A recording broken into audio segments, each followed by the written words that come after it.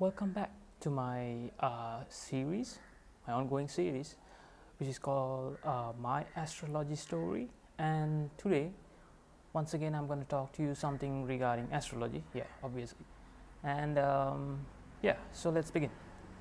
I do need to talk about a few topics. So let's start with some of the basics once again. Last time I did mention that I would go through the houses. I went through them according to the first to the 12th. According to that ascending order. But I would also want to go through the rashis, or the rashis are basically what you could say, what you find in the default horoscope, because we take the default horoscope with the starting sign as Aries, which is in the first house, and then and we move on. So we have Aries in the first house, we have the second house for Taurus, and the third house for Gemini. And then moving on, we come to the fourth house, which is Cancer, then the fifth house, which is Leo, the sixth house, which is Virgo. So this is just the default, okay? And moving on, the seventh house is Libra, and we have eighth house as Scorpio, yeah, and the ninth house as Sagittarius, the 10th house as Capricorn, the 11th as the Aquarius, and the last of them would be Pisces. So yeah, these aren't, this is just the default, because when you take the default horoscope, we take it as Aries, Mesha is what we call in my language, yeah. So we take it from Aries and so on, but you could also take it from according to the houses. So if someone was an Aries ascendant, which means their birth sign was Aries, their first house would also be Aries, and then we would move on to the next 12 houses anti-clockwise. That's how the chart is made. There are South Indian, North Indian, like so many different types, but I somewhat like the North Indian one, so I go with that. And then so the first house for an Aries ascendant would be Aries, yeah, then Taurus, and so on. So if you were a Sagittarius, which now the ninth house becomes the first house. So soon afterwards, your second house would be Capricorn, because 9, 10 would be Capricorn, and now the 10th house has already become your second house, and so on, yeah. And you can also make charts from where your moon is. For example, if your moon is in maybe Taurus, yeah, so you can make Taurus the first house and the rest of them as you go. So Taurus would have moon, and that would be the first house, and then Gemini would be the second house, and so on. That's how we usually make the moon chart. And you have the birth chart where you go with the ascendant, and you can also, or they call it the lagna as well. And then you can make it from any point, as long as you make that planet the focal point. That's where the first house is for that planet. And we always check how the planets, have their relationship while in a birth chart, from their point of view, and also from another house, like from the other person's point of view as well. So in the sense, we can look at the chart from the moon's aspect. We can also look at the chart from the ascendant's aspect. So if someone had the ascendant as in the first house, so yeah, and the moon in the 7th house, so you can look at the chart, making sure that the first house was the ascendant, or you can look at it also from the point where moon is the first house. So you can look at the chart from that point as well. I'm really sorry for the disturbances. I'm really close to the road, and there's the house being built close by as well. So yeah, there are going to be plenty of noises, but as long as you guys can hear me, that's more than enough. Yeah. And yeah, so when we describe a planet, we describe, there are several different ways for it, but we can describe it according to the house, or we can also describe it according to the Rashi. So if it was, for an example, if you were a Scorpio, yeah. Oh, I've put up a Scorpio reading. I need to do more readings, I realize that, but at least I've put up the Scorpio reading, so go have a look, yeah. Probably it will be helpful for you. And then, so if Scorpio was the first house, and we could look at it as the planet in terms of Scorpio being the first house, and then so on, or you could also look at it according to the Rashis. In the sense, so if you take for an example Mars in the first house, so you can describe a person according to how things are when Mars is in their first house, or since they are a Scorpio, you can also talk about Mars in Scorpio as well. So you can have both aspects of it, both views of it, and Mars is very comfortable in Scorpio because it's one of its house. Scorpio's house lord is Mars, and and you can also describe the person as in the aspect of Mars being in the first house. So yeah, since I mentioned the house lord, yeah. So in the sense, all these Rashis now, since I've mentioned all 12 of them, they have a house lord, like a lord, like a planet that they're comfortable with. And there are so many other planets related to each Rashi as well, but let's go through the basic ones. So Aries and Scorpio, the house lords would be Mars. So and for some planets have two Rashis, two signs with the same house lord, and then Aries and Scorpio, which is the first and the 8th house, would have Mars as their house lord, and then Taurus and Libra would have Venus. So whenever Venus is in either Taurus or Libra, they'll feel quite comfortable. Well, sometimes when there are two houses for the same planet, for the same house lord, they feel more comfortable in one other than the other. But it depends when you check the horoscope. So yeah, you need to consider a lot more other things. This is just one aspect of it. And then moving on to Gemini. Gemini house lord is Mercury, and so it's the same for Virgo as well. So Gemini and Virgo both have the house lord as Mercury. Then we have Cancer, which is the 4th house originally, from the default being Aries, So the 4th house, Cancer, actually have Moon, and its Moon only has Cancer. That's the only place where there are other places where he would feel comfortable, but this is his Cancer's house lord would be Moon. Yeah. And moving on, we have Leo, and once again for Leo it's only the Sun. The Sun is the house lord for Leo. Yeah. And moving on, we have Virgo. Yeah, I actually mentioned that, which was Mercury. And we have Libra, which I already mentioned, Venus. And then we have Capricorn. So Capricorn as well as Aquarius. So 10th and 11th, or like Capricorn Rashi as well as the Capricorn sign, you could say it in any way depending on how you consider it. So Capricorn as well as Aquarius have Saturn as their house lord. Oh yeah, I actually skipped Sagittarius, which was the 9th house. Yeah. So Sagittarius and Pisces, the last two which I need to mention, would have Jupiter as their house lord. So yeah, so Jupiter is both comfortable in Pisces as well as Sagittarius, but at times they feel, you could say that certain planets, even though it's their house lord, they feel more young or more energetic in some of them, while in the others they bring more wisdom. So it's like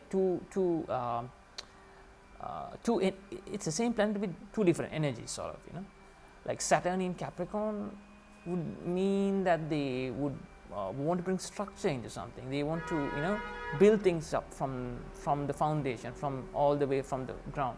Like build things up all the way. It's because Saturn, the Capricorn. I mean Saturn and Capricorn. Yeah. So Capricorn kind of is like a animal who wants, like, it's like a mountain goat sort of animal. So who kind of trying to, like, climb all the way up to the mountain.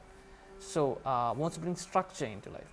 While when you put Saturn into Aquarius, I mean, rather than bringing structure, they would be more of a humanitarian sort of person who would try to see why. I mean, like, who would want to overcome poverty, or, like, look into the people who are actually poor and try to help them out, and be like a humanitarian. Yeah, that's basically what it is. And yeah, so, and Jupiter, when you take Jupiter and Jupiter for Sagittarius and Pisces, for like Sagittarians, I mean, Jupiter is like the advisor, as I mentioned in my previous video. Yeah, please go have a look in on my third video, I think. Yeah, third video on this series, where I talked about Jupiter being the advisor in the palace, in the king's court. Yeah, so he will be advisor when he's in Sagittarius as well as when he's in Pisces. But while he's in Sagittarius, he'll try to be a lot more playful, while in Pisces he'll be more of a analytical thinker. Yeah, not analytical thinker, but more of a grounded advisor, while Jupiter in Sagittarius would be more of a young person, probably like me, like, who's quite young but still wants to talk about astrology and stuff, because someone of my age probably wouldn't want to, like, go into these areas, at least from what I've experienced, because I've met so many people, so many astrologists who are quite older than me, like at least 40 years older than me, but not people of my age. So that sort of a Jupiterian energy would be of a Pisces. But it could also be a Sagittarius person who has actually eventually grown old, like he's like a Sagittarian person who's 60 years old and then wants to, like, advise and do sort of stuff like that, because Jupiter deals with a lot of advising, and yeah, it deals with a lot of thinking, positive thinking, and various things like that. Yeah, it depends on the it's very difficult to give like a very strict meaning to any planet or a house or a sign, because people cannot be described simply by one house or one planet or one Rashi. It's very difficult. It's a sign. It's very difficult, because you need to look at everything as a whole. If you try to stick to just one planet, there's a high chance you might get into trouble with your readings, because you won't have a good accuracy. Yeah, in the previous video I also mentioned about the fact that I personally am not striking for accuracy, but I want to give in certain opinions about like how a person's future might be, or their current state might be, various things like that. But that doesn't mean I should not be accurate. I need to be accurate to some extent. If not, it will be useless, right? What's the point of making a prediction or giving an advice? So I need to be at least 50% accurate, because yeah, but there are times when I'm 75%, sometimes 100%. So yeah, it ranges depending on what I see in the planet and how it actually interprets in their own life. So yeah, so I've had situations where I've been 50% accurate and also 100% accurate, or 75%. So I'll give an average of 75%, which is more or less what I come across. Yeah, and yeah, so things like that. And yeah, so now I mentioned the Rashis, I mentioned like what the house lords are and things like that as well.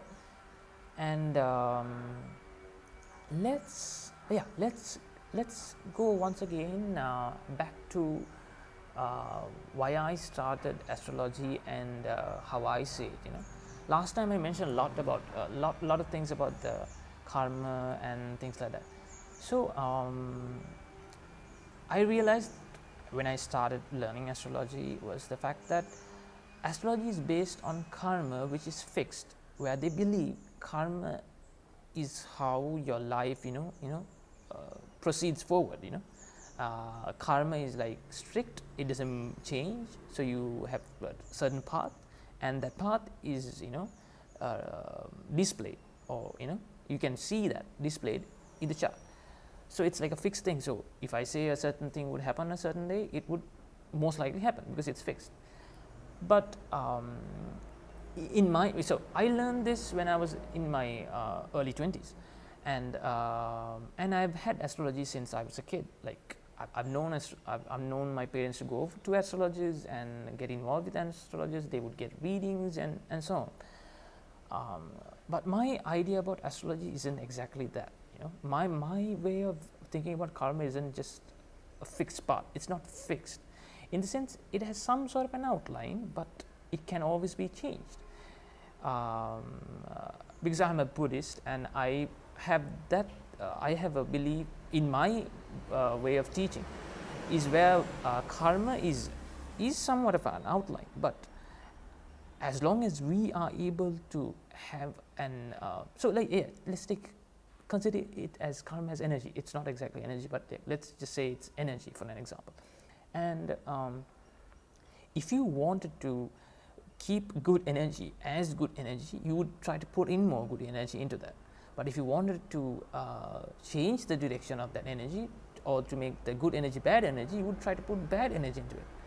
So so if karma was a certain pathway, you could always take that route. But if I wanted to influence the karma and change it towards the negative or the positive, I could do it. It's not fixed. At least that is what I believe, and that is how I make readings. When I make a reading, I speak to my clients or my friends or whoever wants to get a reading with that kind of a mentality, to make sure that they're not deluded by the fact that I feel it's a delusion to think that karma is fixed. Because if you think you're going to get into an accident on a certain day, and if you think you can't do anything about it, you feel really, shocked. You're in a shock and you don't know what to do. You get depressed, and but that's not how astrology should be used. At least from the way it has been used in my culture, where we use astrology to get an idea of what might happen in the future. And if it's a bad thing, we try our best to work ourselves around it. And if it's a good thing, we try to make the best out of it. So it's more of like a guide. That's what I mentioned last time, like a map. I talked about going from New York to Seattle and this and that. So it's like a map, so you can always use it to guide yourself. You don't have to stick to it 100%, because there are times when you might be doing a certain thing, and this is how it needs to be done, no matter what the horoscope says. So you stick to your instincts and your way of work that you're used to. You don't have to go away from that part. But if you want to get a certain idea about a place or a person or an event, a situation, or some sort of a difficulty you might be going through, or get more of an, when I face difficulty, I use horoscope to get a broader view, a broader view regarding my problems. So, or my, whatever I was dealing with. It could be a good thing. Even when it's a good thing, I always like to analyze the situation. I want to be strategical about it, because I want to see where would this lead, and to what extent could I go to. And there are times when I use astrology to check that, and I do the same thing for my clients, whoever that comes, friends or anyone who wants to get a reading from me, or any kind of advice regarding astrology, its point of view. So that's how I look into astrology. I do not take it as something written in stone. It's basically something written on the sand, like in the beach. So it's there temporarily for some time, but the waves could come in and could wash it away. So until the waves come in and wash it away, it might seem real, but after some time it might not be. So which means you don't have to always use astrology, but there are certain times that you might want to have as I said, broader view, a deep look into it, things like that. That would be a good time to use astrology. And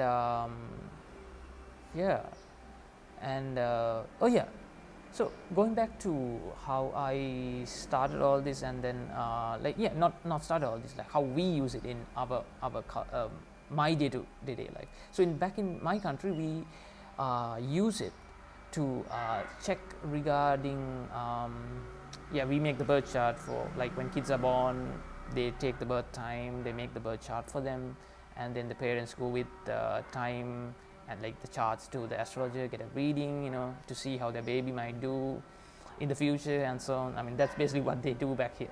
Yeah. And yeah, that is one aspect of it.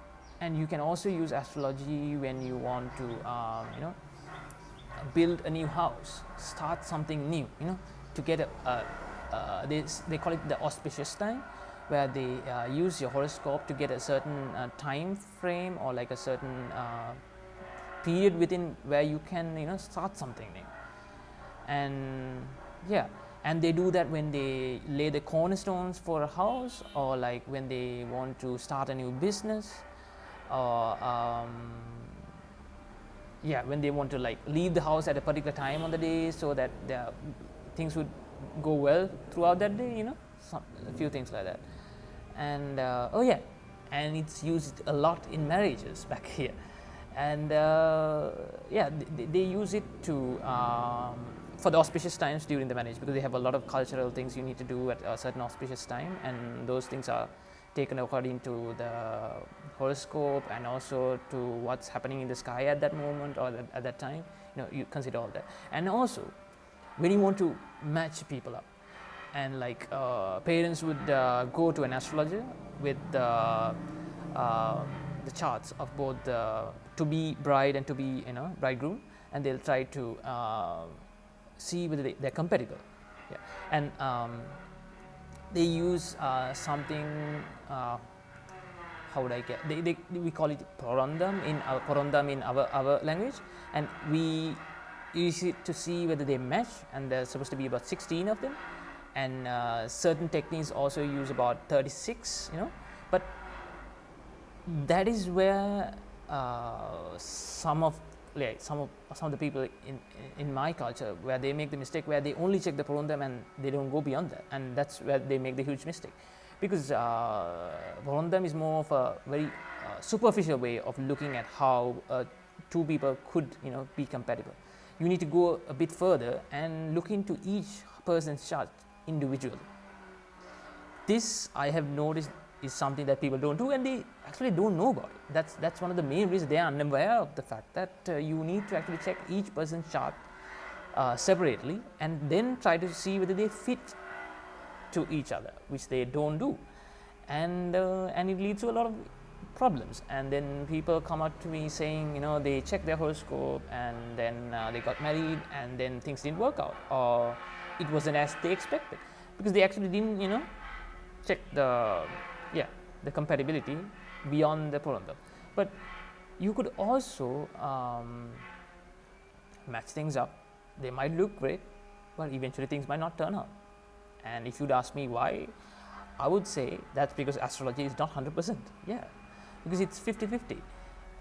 Parents want to do that just because they, not just because they want to feel safe. They want to make sure that they, get the best for their children.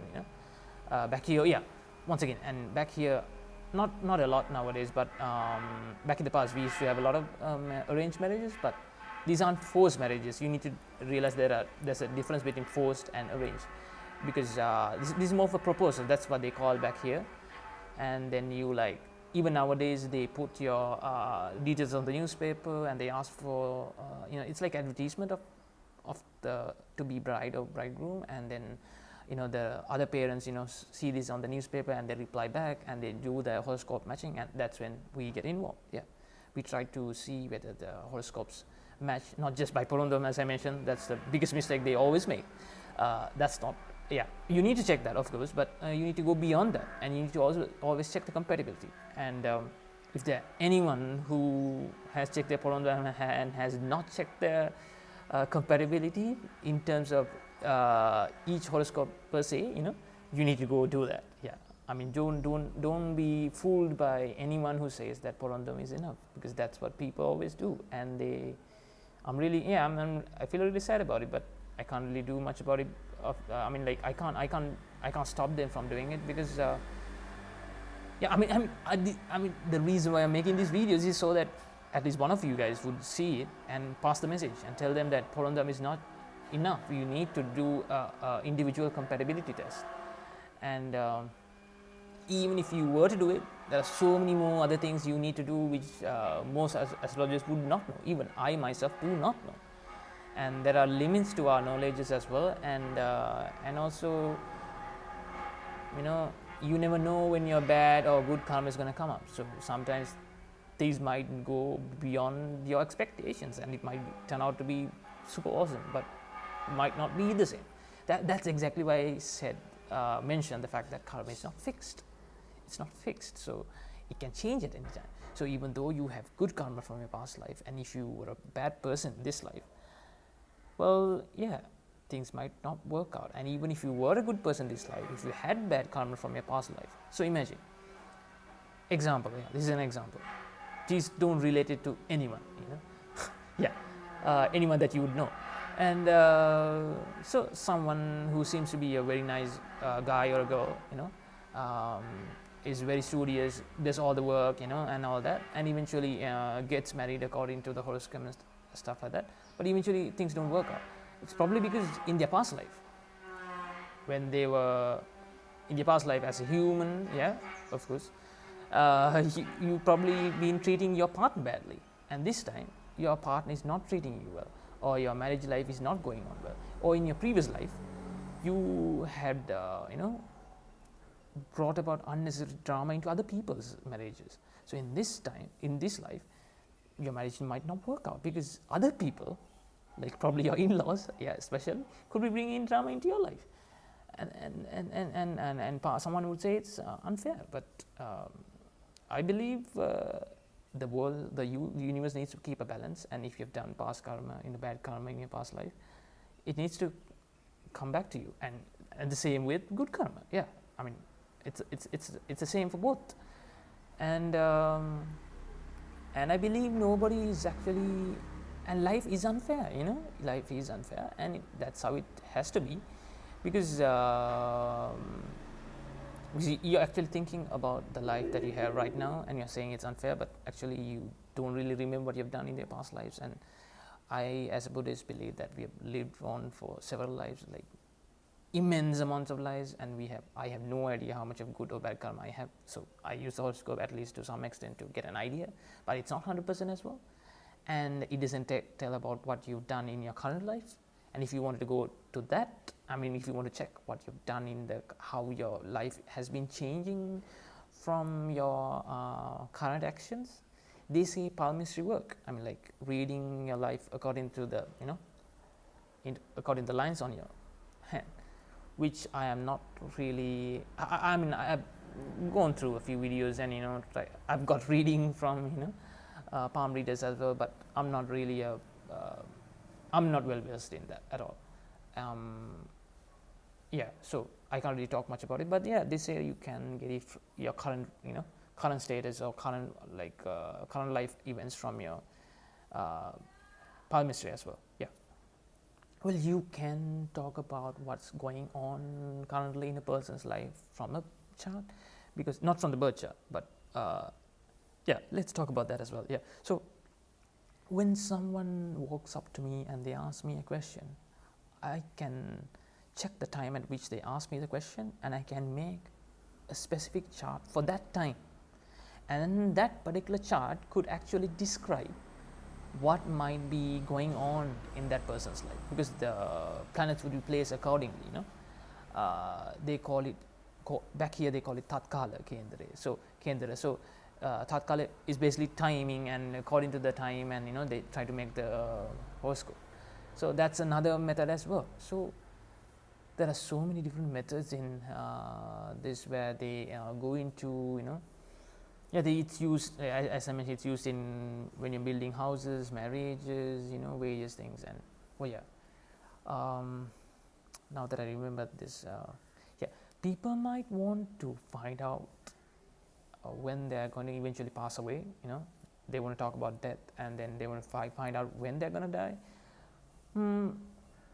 My opinion would be for you to not find out, because it might cause so many people unnecessary amount of anxiety, and could even lead into heart attacks and various other problems as well. It could even cause mental illnesses, because you'd be so anxious about, because someone might give you a date where you might pass away, and you get fixated on it, and you might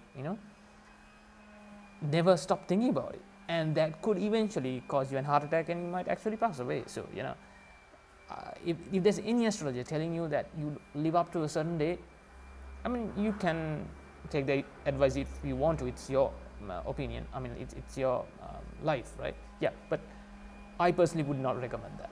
I would tell you to live your life in a good way, collecting new karma as good karma, and try your best to do the best for the people around you, at least to some extent, because there are times when you can't always please everyone, but you try your best, to please whoever you can, and yourself as well. Yeah, don't forget yourself. Yeah, I mean, that's the most important. I mean, what's the point of pleasing everyone else if you can't please yourself? Yeah, so that's pointless. And yeah, you have some self-compassion and also compassion to the people around you. And when I say compassion, it's not love. Love is not compassion. If somebody wants to talk about that, please comment below my video and I'll talk about it, because love is not compassion, and it's misinterpreted a lot of times, because I realize that certain cultures or certain countries might not understand this. In my culture or my language, we have two different words for compassion and love. They have the same thing for English as well, but for some reason they don't really understand it, because at least from the people that I speak to, they don't really understand the difference between love and compassion. Even the people in my country, like people in my culture, don't understand that. So yeah, because love is actually supposed to be selfish. Yeah, because you want somebody to love you, but just you maybe sometimes, and then you wouldn't want you just want the best for yourself, not for the other person. But if you're compassionate, you want the best for that person as well as the best for yourself. Love is always one way. It's not, it only sticks in one way. It's only towards you. It's kind of like a selfish way of looking out to the world. Compassion is more like you want the best you could get for yourself as well as for the other person. You wouldn't want to harm someone to get the best for yourself, or you wouldn't want to harm yourself to give the best for the other person. So bringing that balance is extremely difficult, at least from what I've experienced. Yeah, and you should never mess up love with compassion. And yeah, I mean, I do understand this channel is for astrology, but I am really into philosophy and stuff like that, Buddhism and various things. So I would plan to talk about those as well as we go on. And yeah, I just want to clear certain doubts about the horoscope being exactly 100% and sticking to karma, and karma doesn't change. At least from my point of view, it does. You can change it anytime you like. I mean, you might realize that it's common sense, right? Why do people walk on the pavement when they walk on the road? Because they don't want to be hit by a vehicle. But do they do that because they have been told by the horoscope? No, they do that because it's common sense. And so if somebody tells you that you're going to face with an accident at a certain time of day or on a certain day, you try to be more careful and you take the the pavement, or sometimes people might not even go out on that day, but or you drive safely on that during that certain time period. Like sometimes when I tell people you're going to have trouble with your car, or like you might get into accidents, they try to be more aware of what's going around, and they try to be more lawful. Sometimes they might not be, and then and doing so, they prevent the accident. So you can always change the karma. So that's, what's the point of making a reading and telling you what when something's going to go bad, and if you can't do anything about it, there's no point telling you about it, right? So the main reason of me telling you a good thing or a bad thing about what might happen in the future is to make sure that you avoid the bad things and you bring in the good things into your life. Yeah, I mean, that's the point. So I've covered a lot of things, and then how astrology needs to be taken with a pinch of salt. As I would say, always take anybody's readings with a pinch of salt and use your common sense at the same time. And yeah, that's basically it for this video, but I'll probably make more videos today because I've got some free time. And I hope I've like given you some kind of, I'm not saying that my opinion is the right opinion or my idea is the right idea, but I'm just saying that it's another viewpoint, so you can look into it as well and try to make the best out of your life. And if you enjoyed my video, I'm sure you've learned something, at least what I feel about astrology. Please give this video a like and share it as well. Yeah, I've actually not mentioned to share it. Yeah, share it on social media or anywhere you would like, and put down those comments where you give me some idea of what you think, or if whether you agree with me or you disagree with me, or if you have your opinion, you can put it down there, and I'll probably I'll probably comment back or give you a like, or and hope you've enjoyed this video, and also subscribe to my channel for more videos like this. And yes, I'm new to YouTube and to videos of this sort, so I would try to my best to make a lot more in the future as time, as long as I have enough time. And thanks a lot for checking this video. Thank you.